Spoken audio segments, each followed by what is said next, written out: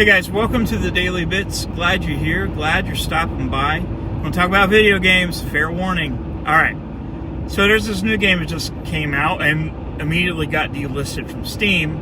A highly anticipated game for the year. Mired with controversy. It's a game called A Day Before.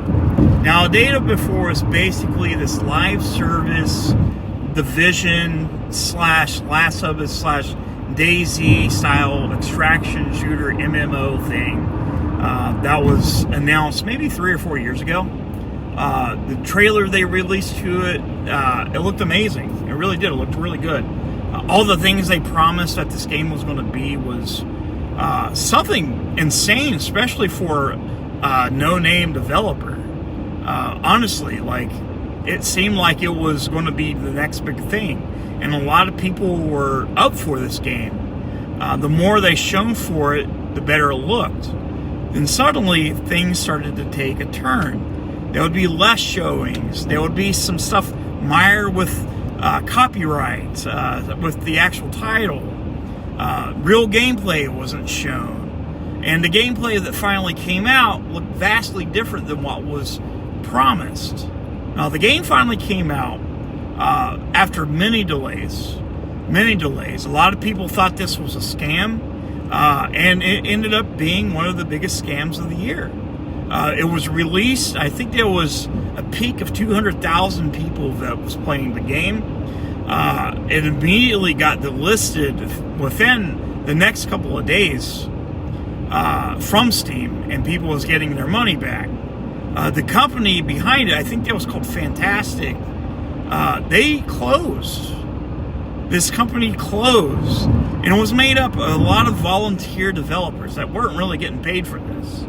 And it was very, very sketchy. Very sketchy. More than I can really explain, because there's way better people explaining it than I am. But it's kind of sad that, like, this is happening more often. In the state of gaming, when games come out are not finished, that people are showing off vertical slices of gameplay that's not even real, making promises and telling you this is going to be the game, this is going to be the big one, it's got a lot of hype behind it. And it is kind of our fault, like, as consumers.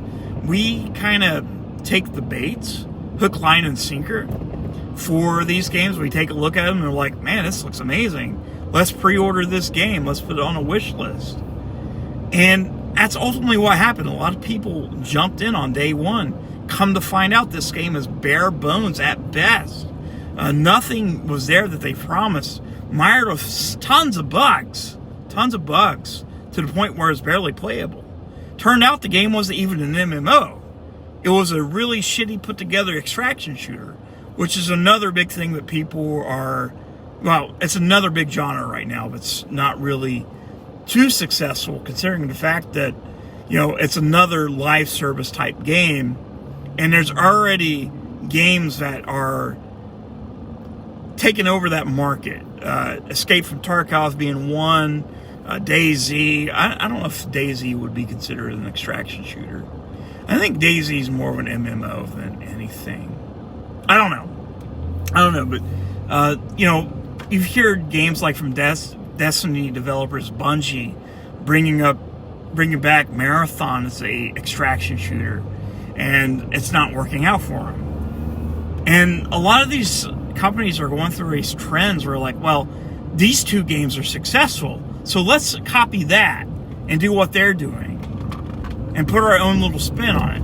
And usually the spin isn't even enough to really grant, like, its own identity. It's basically the same game. It's just like by a different developer. But The Day Before came out, and it's an actual game. And a lot of people were pissed, like, because the game was promised to be one thing, and it's not. And it's basically a huge scam. And I'm going to assume that the people over this, they're going to be sued. Lots of lawsuits incoming, I'm pretty sure. But again, that's kind of our fault too for buying into the hype. They made their money already, and it was already taken off Steam. It's not going to come back, I doubt, unless it's like another one of those like War Z or Infestation Z or whatever they call. That was a big thing back in the day. Like everybody was trying to replicate DayZ, so there was a game, I think it was called The War Z. Then it became Infection, survival stories, and stuff like that. So guys, don't believe the hype. When you see a game that looks a whole lot better than it needs to be, or anything like that, don't fucking buy into it. Might not be worth it. Might end up being another day before.